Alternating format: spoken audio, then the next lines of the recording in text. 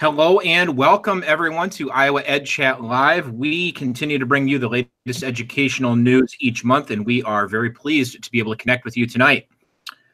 We have two very special guests this evening. Cynthia Curry and Luis Perez are here to chat and will be introduced in just a few minutes. Unfortunately, Maggie Pickett, who was also on the docket for us tonight, has come down with a nasty flu bug, so she will not be joining us, but we do give you well wishes. Get better soon, Maggie. As you can see tonight, we will have a live video stream, and we will be taking questions from our audience once again. So please submit your questions via our hashtag, which is hashtag IAedChat, and we will monitor this feed. So please don't hesitate to share your thoughts with us. We will get this show on our podcast a little bit later in the week. And if you have not checked us out on Apple Podcasts, on Podomatic, Spotify, or Google Play Market, do that. Subscribe, give us a rating. We'd love to hear what kind of feedback you happen to have and what you think of our shows. It also helps our listeners to find us, so that would be great. We are going to start with a couple of introductions, and I will start with myself. My name is Dan Butler. I am an elementary principal at Epworth Elementary School in the Western Dubuque School District, and I will kick it over to one of my partners in crime, Andrea Townsley. Hey everybody, I'm Andrea Townsley. I am on the school improvement team at Grantwood AEA in Eastern Iowa. I am a former instructional coach and former fourth grade teacher, and I'm super excited to welcome tonight our two guests, and I'll tell you a little bit about them as well. So one of our guests is Luis Perez, and he is a technical assistance specialist for the National Center on Accessible Educational Materials. He promotes the creation, delivery, and use of high-quality, accessible educational materials and technologies to support equitable learning opportunities for all students. And Cynthia Curry is our other guest. She's the director of the National Center on Accessible Educational Materials for Learning, which is also known as the AEM Center. She's responsible for ensuring that the center meets its goal to increase the use of accessible educational materials and accessible technologies by learners with disabilities across pre-K-12, higher education, and workforce development. Cynthia leads collaborative efforts with state leaders, ed tech developers and publishers, and AEM Center partners in the development of AEM and accessibility technology provision systems for all learners. Welcome to our guests, and we're going to have you tell us a little bit, starting off here tonight, about your background, your experiences in education, just to give our viewers a little bit of extra knowledge about you guys. So I'll let you guys decide who wants to go first and give us a little bit of background. Cynthia, why don't you go first? Okay. I'll let you go first. Luis always lets me. Thank you, Luis. You always beat me to it.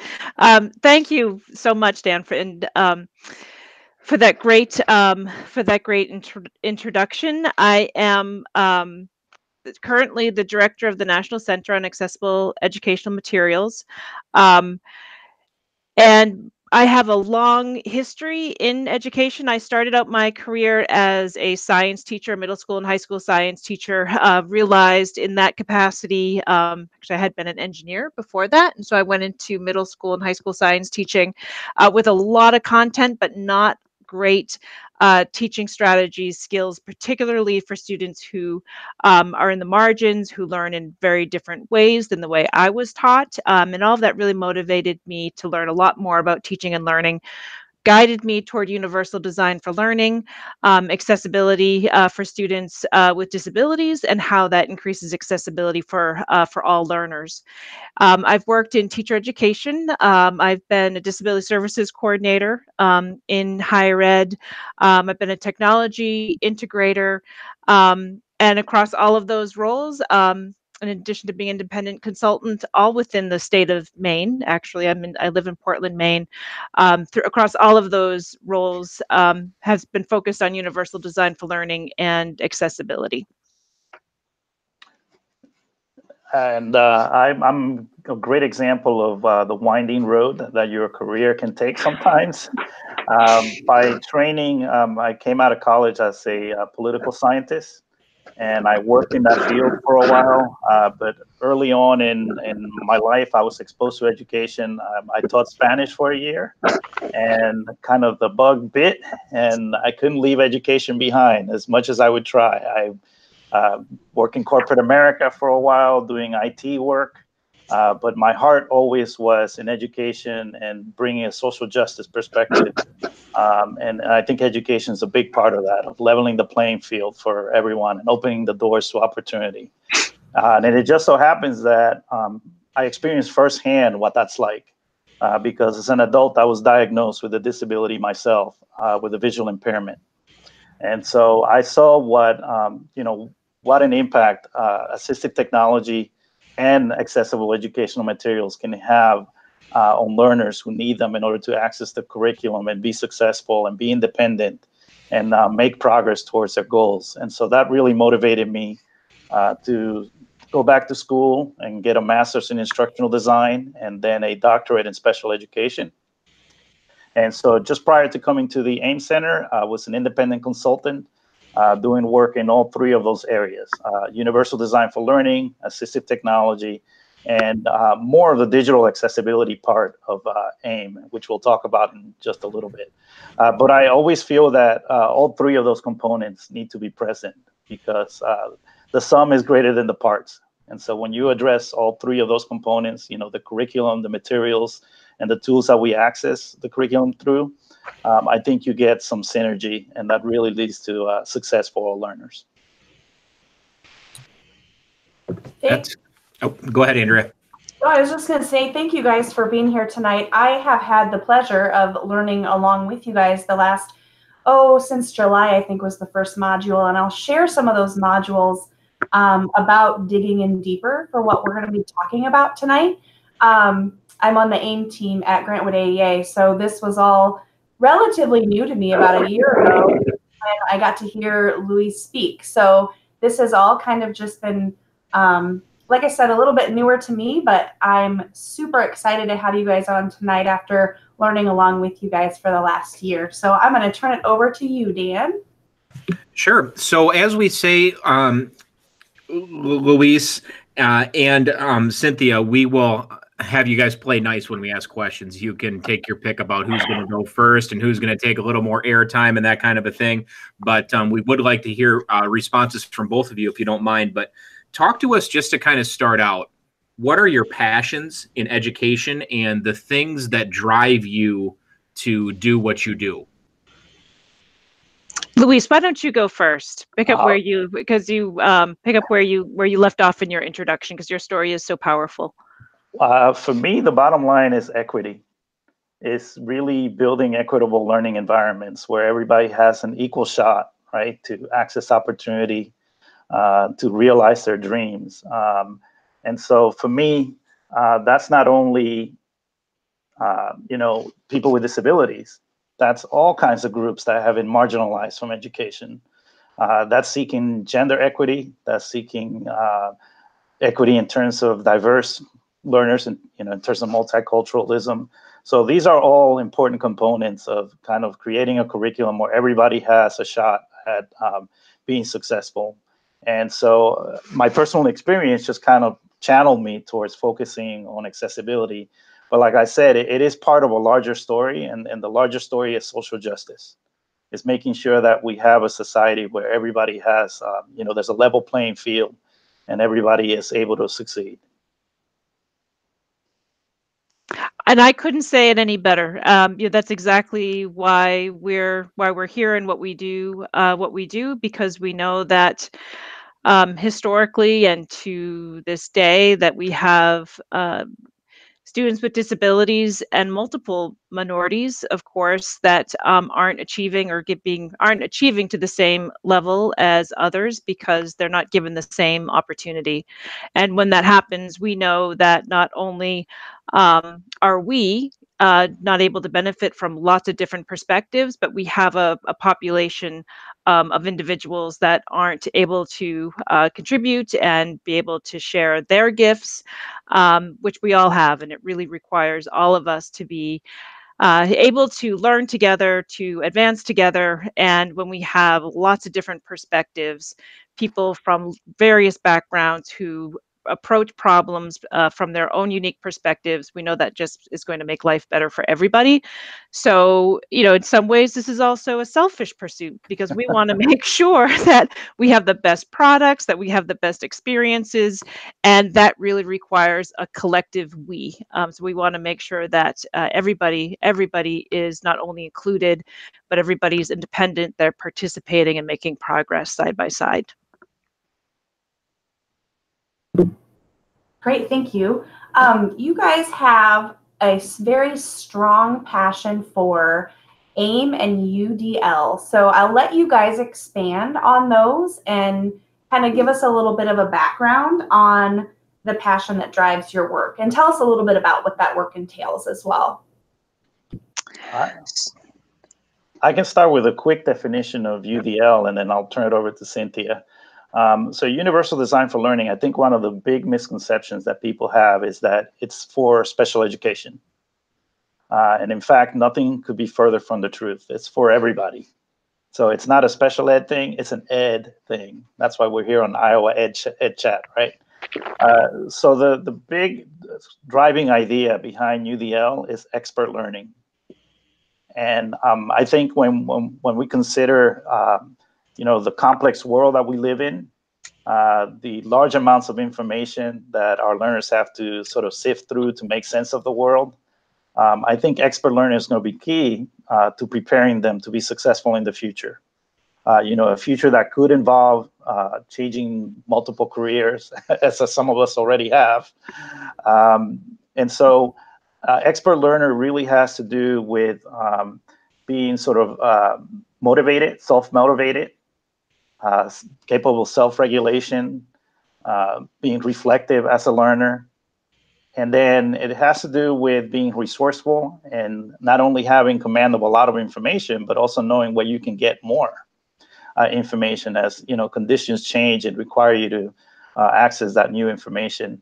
And then it also involves being strategic. So you don't just kind of learn by chance, but you apply a set of strategies. And then, like I said, you're reflective and kind of abandon some of those strategies when they're not working as intended. So expert learning is also kind of recognizing that we all vary. And we all vary in all three of those dimensions. So what motivates us, right? So what could be interesting to one person could also be a threat to another. What's novel to one person may be old hat to somebody else, depending on their experiences. We all vary in how we take in information. And then we also vary in how we are able to demonstrate our learning. So typing may be a challenge for me. And so writing an essay as the only way that I show my learning, even if I know the material, if I know the content, if the only way that I can demonstrate my learning is by typing it, and typing is a challenge, then that could give you the false impression that I don't understand. But if you give me the option of doing a podcast or recording a video or acting it out in class, then you're creating more possibilities for me to be successful. So that's really core to UDL, is the idea of learner variability, that we're all sort of on a spectrum when it comes to ability. And in order to address that variability, we have to create a curriculum that's flexible. And it's flexible along those three dimensions: motivation, how we present information, and then how learners show their understanding. And I'm so glad that Luis started off with UDL. Andrew, when you were asking about UDL and what's AIM, I think UDL is an excellent entry point into accessible educational materials because, as Luis was saying, flexibility is required. And in a UDL curriculum, learners have options. So they have options with how they are engaged by the curriculum, how information is represented, how they can perceive the content, and how they can interact with it physically. And those are sort of the access points of UDL. If you think of UDL or any curriculum requiring goals, methods, materials, and assessments, the materials are really what we focus on around accessibility, although we always think much more holistically about learning. In our role at the AIM Center, we want to make sure that when students are provided with the materials and technologies that they're expected to learn from, that they're able to access those, that they can perceive them, that they can physically interact with them, that they can be engaged by them. And so there are some accessibility considerations that are really functional to make sure that students with sensory disabilities are able to hear, see. In some cases, students who are blind, they require their materials to be in Braille, whether that be hard copy Braille or what's known as refreshable Braille, which is actually electronic Braille. There are cases, of course, where there are the materials. So there's the content of the curriculum, which needs to be accessible, whether that content is provided in print, in which case it would need to be converted into other formats for students who have blindness, for example, or they may have a physical disability that interferes with turning the pages of a book or staying alert for sufficient periods of time. Students with learning disabilities may need those books converted into audio format or digital text. And then, of course, it's the technologies that deliver those materials. So the technology would be the tablet, or it may be a learning management system, or a computer. So those technologies also need to be accessible and interoperable with the materials. So it does quickly get very complicated, but what we want people to understand is that this is possible. Oftentimes we hear people say, well, that sounds too complicated. I don't know where to start. Or it's not reasonable because it's a small population of students that would need that accommodation. But accessibility is not an accommodation, and it's quite feasible today. It's been quite feasible for probably a decade or more, but increasingly we know that the tools are in place, the standards are in place, the training is in place. You've got Luis in your back pocket to provide support. You have the resources of the AIM Center. Of course, I am also available, but in a different capacity. Luis really is the face of the AIM Center in terms of providing technical assistance around accessibility and UDL. I'm your front line. Here's the front line. The other thing that I wanted to add to that is when we think about the sort of where AIM and accessibility falls within UDL, it's one phrase that we like to use is that it's essential but not sufficient. So it's essential in the sense, the analogy that I use is like showing up to a party, and let's say that you're using a wheelchair, and when you get to the party, there's some steps, and there's no other way to get into the building. Well, you can't gain access to all the fun activities that are going on inside of that party or that room. And so accessibility, like Cynthia said, is sort of that entry point, but it by itself is not sufficient, right? So that's why UDL, there is a set of UDL guidelines, and access is that first level, but then there are other levels. There's the build level, and then there's an internalized level. And so at the access layer, we're really dealing with the interactions between the learner and the environment. So how do they perceive that environment, how they interact with it, and so on. But it's always, we're asking accessibility for what? So the goal eventually is to build learners that are, self-regulating, self-motivated. And so the UDL guidelines guide you through that progression of moving from just considering the environment and that interaction with the environment to what happens internally within learners that leads to them being expert learners. So it's a gradual progression from the external to the internal. And another phrase that we like to use about accessibility, in addition to that it's not sufficient, but for so many learners, it's necessary, it's required for them to have access. So essential for some and useful for all, because what we find is that when a material or technology is designed to be accessible, it inherently just has options and features that students can choose to turn off, turn on. They learn to think more independently because they're learning about what features suit their needs and their learning preferences. So when you tag that piece onto accessibility, that also drives the UDL perspective of accessibility. Is it really is that entry point into UDL and learning for almost all students. Thanks for elaborating on that, you guys. I guess it's a very simple term for me to remember it this way, but in my reading that we've been doing recently is it literally levels the playing field for brilliance of everyone to show. So the sample in the book that I'm reading talks about the Rubik's Cube. So the Rubik's Cube that we all know has colors. So someone who might be visually impaired, it would be much more difficult than someone who does not have a visual impairment to be able to solve that Rubik's Cube. So let's level that playing field and create a cube that is not special for some, but it helps all, that has maybe raised shapes. So it's accessible for all people who want to use it. And let's just create our classroom environments so we don't have to get past those bumps on the road. We just have that thinking in mind when we're designing what's going on in our classrooms. So that Rubik's Cube that keeps getting brought up in the book that we're reading for our book study right now, Universal Design for Learning. Looks familiar. Yeah, we're reading chapter 4 right now, and I have highlighted essential for some, good for all, that I just read this morning. So I appreciate you guys really elaborating on that for us. Yeah, and I think there's counterparts to that in the digital world, right? So the equivalent of the Rubik's Cube that you mentioned, the one that has the raised shapes and the colors, to me is captions. Captions were, developed originally in the 1970s in order to address the needs of people that are deaf or hard of hearing.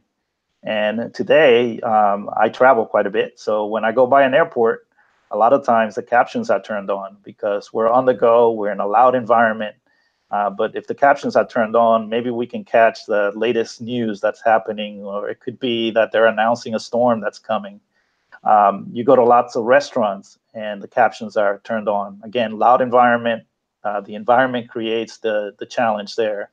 So even if you don't have a hearing difficulty, just because of the environment that you're in, those captions can be helpful. And then there's a lot of research that has been done on how they benefit for literacy.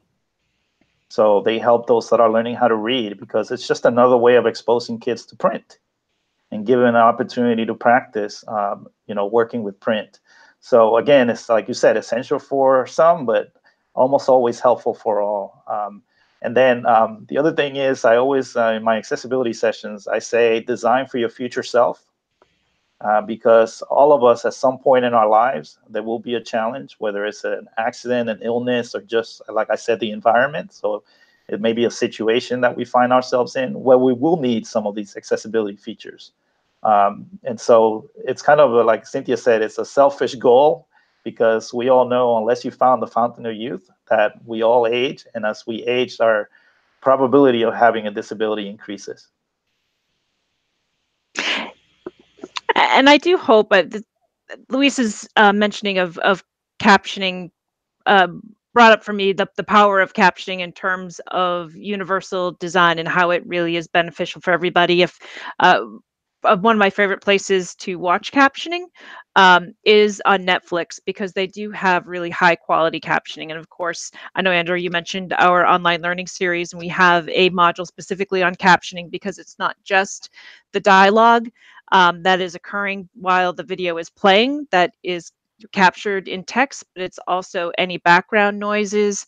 If there's a dog barking, if there is a car muffler in the background that has some meaning to, so something ominous is happening because a car is coming. Luis always laughs because when I'm giving examples of movies, I'm always doing horror flicks or something instead of something about humor. I'm always talking about drama, but I do encourage everybody to turn on closed captions when you're watching Netflix, as well as audio description. So audio description is what's added to video for individuals who are blind, who can't see what's happening on the screen. And Netflix does have some very exemplary examples of audio description. So those are two good features built into a service that is very mainstream, and that so many of us benefit from. So turn on closed captions and audio description, and let us know. Tweet about it. Let us know what you think. Captions on Netflix are much different than the auto captions that come off of these IAedChat live videos. So I have to chuckle sometimes and really have to go in and edit some of those. But that is a feature that we've started using in the last several months, is making sure that captioning is accessible for these videos. But they are much different than the ones that you find on Netflix. I would agree. Yeah, really high quality. When you think about the combination of audio description and captioning on educational content, and how powerful that could be, particularly for students for whom that content is new, especially when you're thinking about, even for when you're thinking about all learners as they progress higher and higher into some of the more sophisticated and complicated subject areas like chemistry and physics.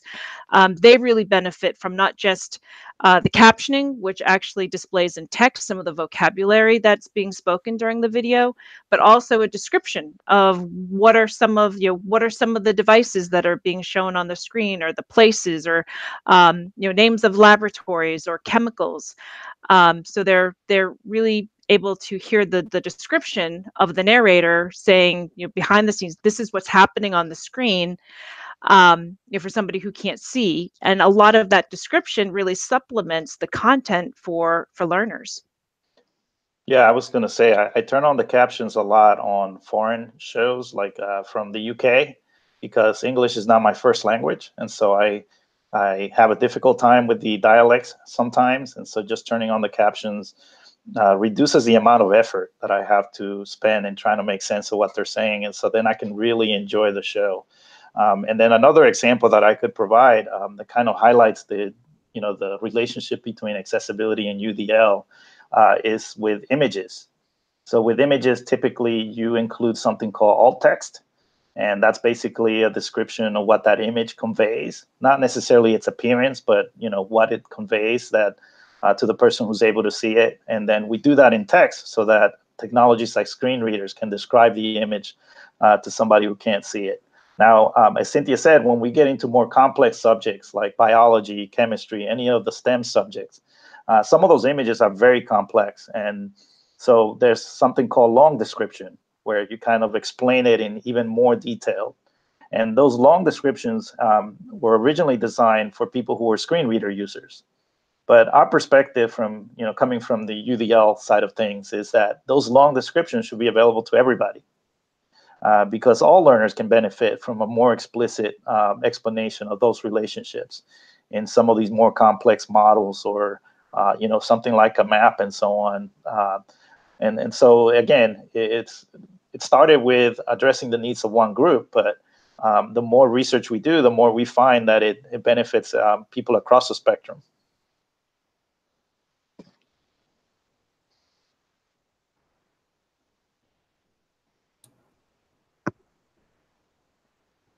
All right.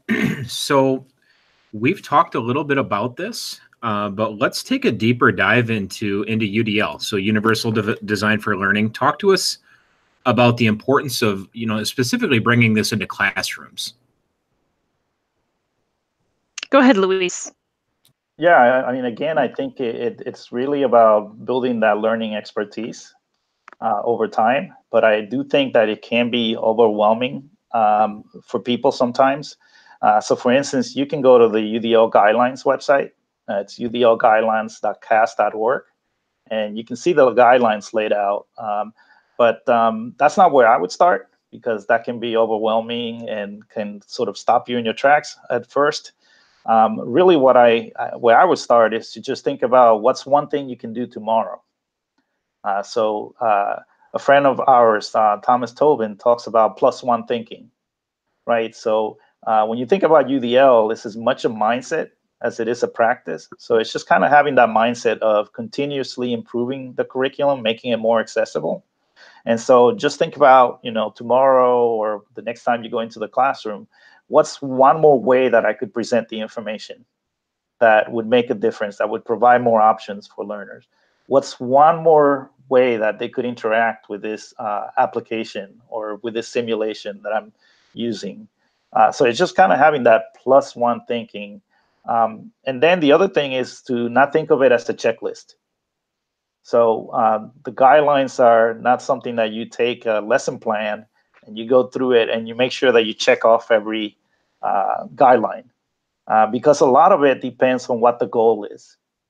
So I think the first question to ask with UDL is, what is the goal? And then what kind of goal is it? Because that's going to determine where you can provide the flexibility. So if it's a content goal that I'm interested in, then I can say, show me your mastery of that content by doing a podcast, by recording a video. But if it's a skill goal, then I may say, choose the content. Maybe we're working on 5-paragraph essays. And so I will give you a choice what content kind of engages you and it's a good hook for you. And then you show me how to do a 5-paragraph essay of about whatever that content is. Now, sometimes we can't, when in UDL speak, we say that's separating the means from the goals, right? So not confusing the two things, because again, like I said, a lot of times it gets confused. Sometimes you can't do that, right? Because you may have a standard that you have to hit. In that case, what we do is we provide some scaffolds. So it could be a sentence starter that we provide. It could be a checklist for something that's more procedural. And over time, we fade that away. So the goal is not for you to rely on those supports, forever. The goal is that those supports kind of get you on your way. And then over time, you build up that expertise to where you can do some of these things independently. So the goal is a transfer of responsibility, right? From the teacher doing all the work to students do more of the work. They're kind of co-designers, if you will, of the learning environment. Go ahead, Cynthia, you go ahead, and then I'm going to follow up, okay? Okay, I was just going to emphasize one thing that Luis said that really stands out is the goal is so important to start with UDL. So regardless of all the other pieces that when people ask, where do I start? There is always that importance of what are the various ways that we could have students meet a particular goal. But the first step is to be really clear about what your goal is, so that whatever it is that you're developing for methods, the materials that you're selecting, the assessment that is going to be used to measure students' progress toward that goal, that it is consistent and that it's fair for all students, regardless of the way by which they're going to demonstrate what they've learned, and to make sure that's valid and reliable. So that goal setting piece is so important. And working with a colleague is really probably one of the best suggestions that we could have. Is implementing UDL independently can be very difficult. But when you're working with other people on the same curriculum, and we know that this happens in professional development and just learning in general, just how much how much more productive and how much more successful something like UDL can be when you're sharing in the experience with other people who are striving to do better by all of their students. That's fantastic. And I'll give you guys the opportunity to follow up a little bit. And you definitely went there with this, but I'm a teacher. This is the first I'm hearing of UDL. And I think that, okay, you've got my interest peaked here. How can I design lessons, activities, learning opportunities for my students that I'm going to hook more kids? I'm learning about this tonight, Sunday. What do I do tomorrow to kind of kickstart this, get rolling? I would say that we just mentioned the idea of a goal, and a lot of times teachers will take the goal the way it's given to them in the standards, and that is not always understandable to students. So probably a good place to start is to take that goal and put it into language that students can understand, that makes sense to them. And then, think about, like I said, kind of, I'm going to use a football analogy that may be lost on some people, but in football, you play offense and defense. And there have been a few players that are capable of playing both, offense and defense. So I would encourage people to be a two-way player. So always think about, what are two ways I can present stuff? What are two ways that learners can show me their understanding? And that, it's a really basic way of thinking, but it's a good way to get started. Yeah, I like that. That's helpful, and kind of starting that that plus one mindset, that plus one thinking that you had mentioned a little bit earlier too. So thank you for the follow up.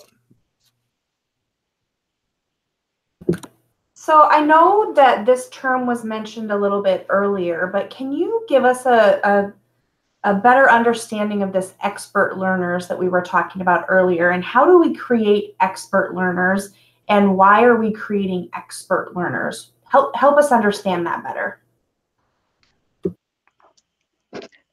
Luis, I'm going to let you take this. Well, Luis, so you should know that Luis is really Luis is both UDL and AIM and accessible educational materials. I, as the director of the AIM Center, will be much more useful with questions related to that. So Luis is going to take it away with this expert learning, because I know he's going to give you a fantastic answer to this question. Oh, no pressure. No, I think we've hinted at it. Expert learner basically is one that over time kind of becomes more independent, more reflective, more metacognitive. So they're able to sort of, if strategies are not working for them, they don't kind of continue with those strategies, because that's not the most efficient way to learn. They're kind of more strategic. So they will kind of reflect and then take on other strategies that might be more successful. Same thing with metacognition. They think about learning itself, so they're reflective. But we also have to provide those opportunities for reflection.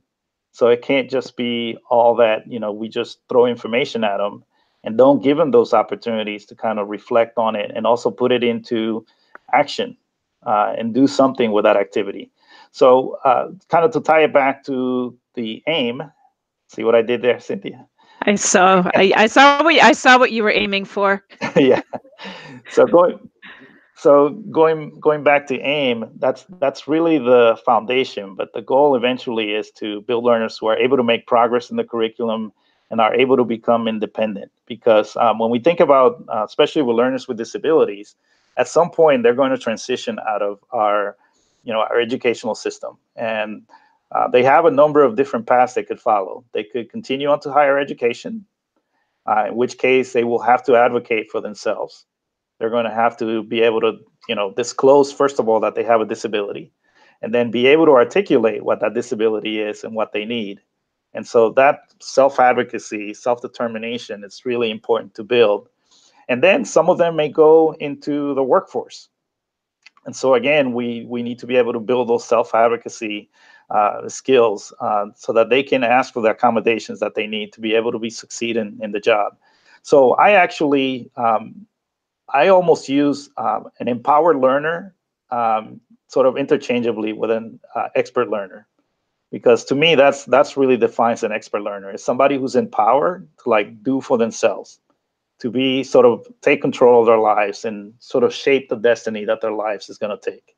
And that's something that I've seen myself in my own life. That's what AIM and assistive technologies have done, is that they've given me the opportunity to sort of shape the direction of my life rather than have external things shape it for me. How was that? How did I do? I think that was terrific. Someone who is empowered to do for themselves. I love it.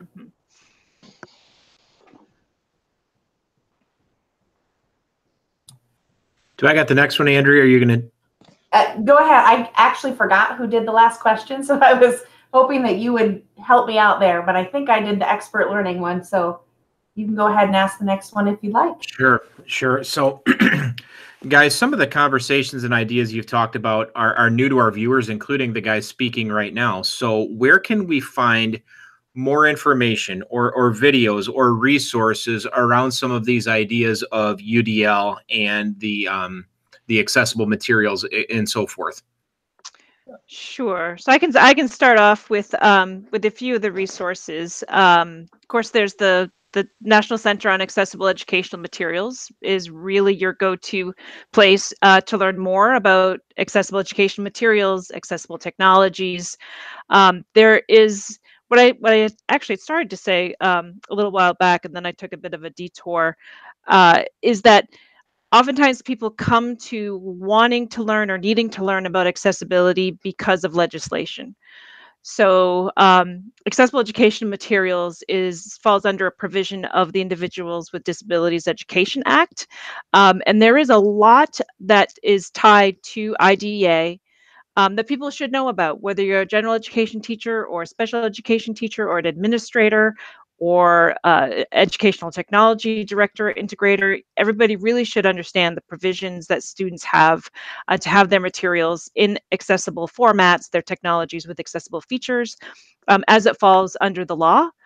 But that's not the reason why people should be driven to understand it. And really, to understand it means that you're making good choices around procuring materials and technologies that are accessible. And we have lots of guidance around that in terms of, or in the form of brochures, policies. We have Luis set us up with a section of our website called Designing for Accessibility with POUR, where POUR is a model that was put forth by the World Wide Web Consortium.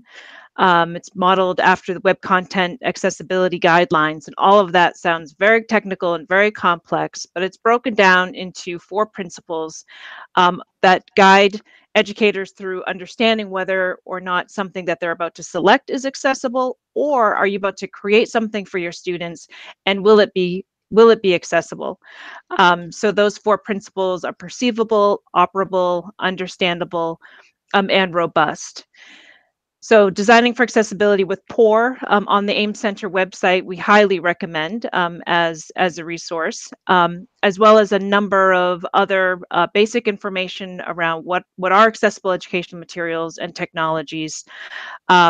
What are some of the questions that you need to ask if you are engaging in purchasing a material or a technology from a vendor or from a publisher?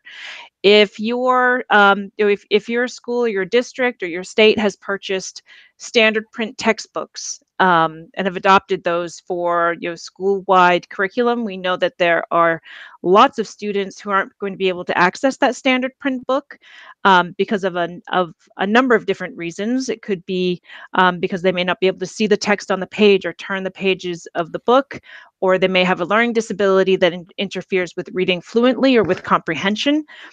So there are specific systems in place to make sure that those books are converted into alternative formats for students in a timely manner. So you can find lots of information on the AIM Center website about across all of those various challenges related to making sure that materials are accessible to students at the time they receive them in the classroom.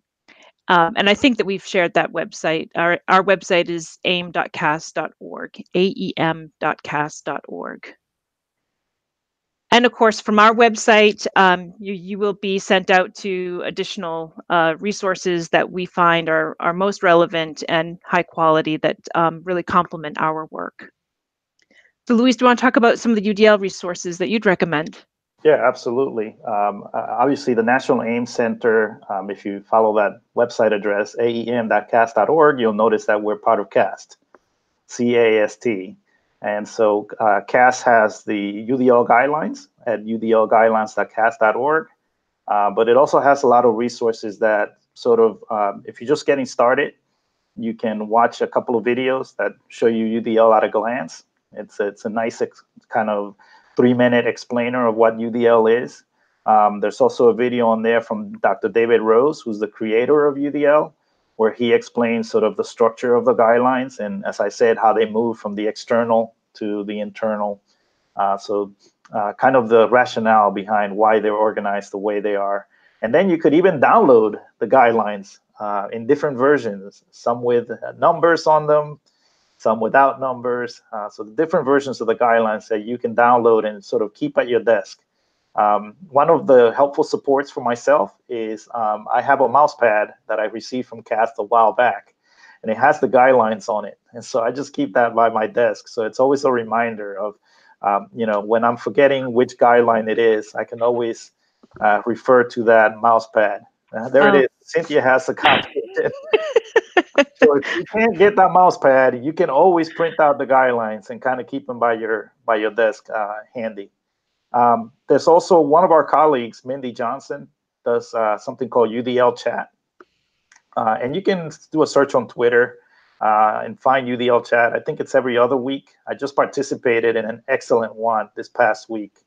And so that chat brings together a number of thought leaders in the field of UDL each week to address a problem of practice or a topic related to UDL implementation. So that's also a great place to start with learning more about UDL, but also building your human resources, right? Your human capital of people that you can ask questions to, and they'll be able to answer you in almost real time sometimes. So that's really cool.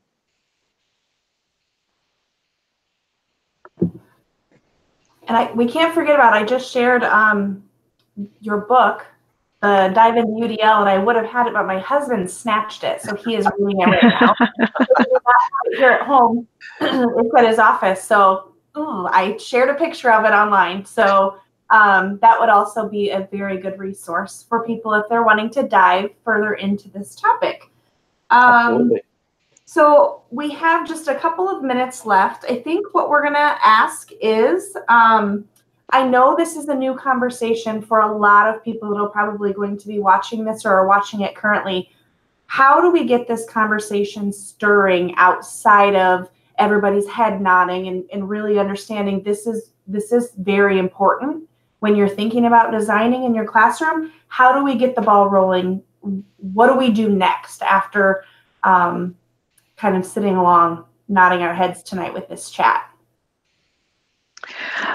I'm a big proponent of starting with leadership, and if there is enough, enough momentum that if there is a mass of people in a particular either school or an area education agency that you feel this is important, that there's a reason to pursue this, to learn more, to go to your administrator and say that this is important, that you want to explore it, because when it comes to initiatives like UDL, like accessibility, it really does, in order for it to have an impact on learners, it really requires a collaborative effort, that it becomes part of the way school is done. So if it's just one teacher who is creating accessible materials, which is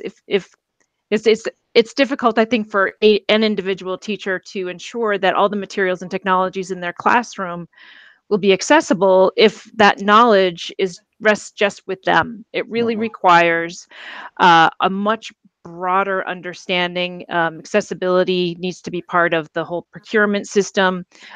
Teachers need to be trained on what are the features of an accessible material. How do you identify it? How do you have conversations? Teachers, ideally, as they're learning how to create their own accessible content, whether it be a document or a video, a worksheet, that is done collaboratively, that teachers learn together. So I would really recommend that people work together to try to make accessibility and UDL a school-wide, district-wide initiative, and we know that can take time, but I do think that that's going to be that is a really worthwhile pursuit in order to be successful with UDL and accessibility. think there are pieces that you can implement independently or with 2 or 3 other teachers, but in order to have impact on student learning, it really needs to be a wider effort. I wholeheartedly agree. And Cynthia set me up to talk about some AIM quality indicators that we have on our website. So when we think about what does a robust system look like for providing, access to high quality, accessible educational materials, we do have a set of quality indicators on our website that people can visit and start to learn of what that looks like at a systemic level. So I think it's a combination of both. So leadership at the top, right, top down, but also bottom up. Teachers taking those small steps and also asking good questions. So the question should not be, is it accessible or not? The questions should be, in what way? For whom? Under which context? So it's just not stopping at that initial question of, is it accessible or no? Because most of the time the vendors will just say yes. But you need to follow up with, okay, so explain to me in what ways is it accessible? And then that's how you yourself will learn a lot. You'll build your understanding as well as you ask those good questions.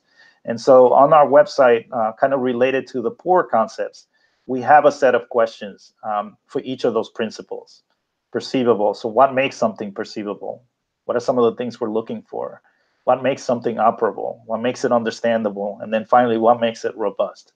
So just asking lots of good questions from the bottom up drives that. And then things like the quality indicators go at it from the top down as well. And you all have a really great start within Iowa. So of course you have Maggie at Grantwood, and she was a significant influencer on accessibility and UDL when she was at the state level. And that initiative continues. So there is still, accessibility is embedded in some of the projects within Iowa at the state level. So this is something that is not new. So people should feel comfortable in saying that this is something that Iowa has already been invested in for a number of years, and to reach out to people who have been part of that effort and to figure out, to be asking those questions. How can we also help to advance this effort within Iowa? All right, I'm going to go ahead and share a few more resources before we give you guys just a chance to close up just a little bit. We have shared both Luis and Cynthia's Twitter handles. At EYE on AXS is Luis's Twitter handle. Cynthia is at CL Curry, Curry. They have referenced a lot of the National AIM Center. You can find several things that we have shared there, www.cast.org. Dive into UDL is a book that is definitely worth a look into if you're wanting to dig deeper. The chat focused around UDL is #UDLchat. And I'm going to go ahead and allow both of you to give just a closing message, a takeaway statement for our viewers.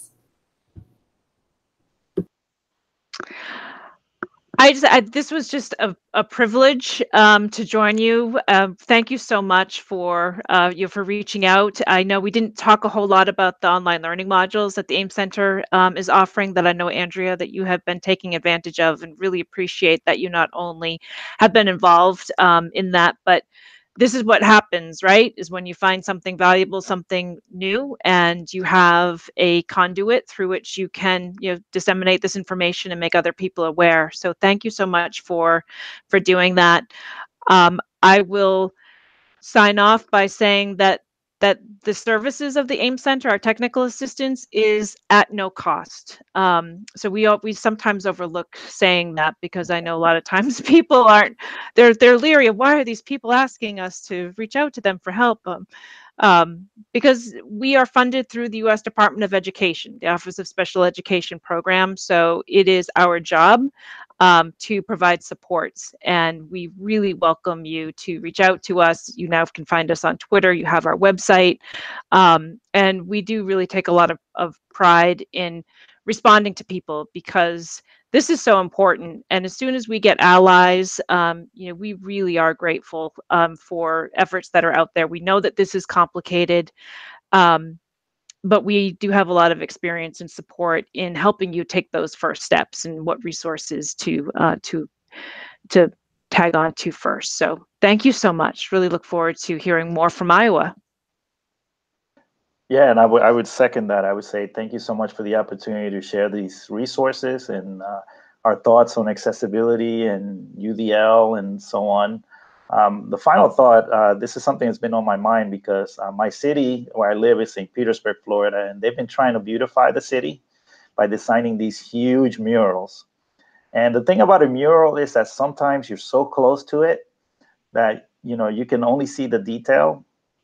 And it's only when you step back that you kind of get the full picture and you get to see like how beautiful it is. And so it's the same thing when we look at accessibility and inclusion, that sometimes when we're very close to the situation and we're working on an individual learner, sometimes it doesn't feel like we're making progress. But then you step back and you look at where we are in terms of the development of technology and all the possibilities that are present for learners today that weren't there, say, 20 years ago. The fact that, on the device that I have in my pocket, I have text-to-speech and word prediction and all of these amazing technologies that provide me with access to the environment and learning. To me, that's just amazing. So I just encourage people every once in a while to just kind of step back and take a look at the broad picture and get a sense of all the progress that we've made. And then just remember that it's about equity. It all comes down to equity. So what we do as the AIM Center, what we do within the UDL movement, it's all about bringing equity into education. Well, thank you so much, Luis, Cynthia, for your thoughts tonight. We really appreciate you taking the time to join us on Iowa EdChat Live. It was fantastic. I learned a lot, and I know our viewers did as well. So I'm going to close up with some upcoming events in Iowa and regional area here. So coming up on Wednesday, April 3rd in Des Moines is the Iowa One-to-One Institute. And then don't forget the Leadership Day occurs the day before that, which is April 2nd. And that will be hosted by AJ Giuliani. If you are interested in more information, check out iowa1to1.com for registration things, schedules, all that kind of thing. Also in April on the 11th and 12th, Jenny Donahue is coming to Iowa ASCD, and she is delivering a workshop focused around collective efficacy. If you are interested in registering for this, go to tinyurl.com/Iowa ASCD 2019. So you'll want to check that out. Also, a couple days later, the 5th Annual Standards-Based Grading Conference and School Visits. That's on April 15th and or April 16th with featured presenters AJ Giuliani, Tom Murray, and Matt Townsley. That's going to be in Coralville. And you can check out gwaea.org for more details. And then finally, coming up a few months out, several months out, that is, Grantwood AEA is welcoming back Peter DeWitt and John Hattie. That's going to be on April 16th in Cedar Rapids. And you can check out gwaea.org for more details. So lots of upcoming events here in the next couple of months here, guys.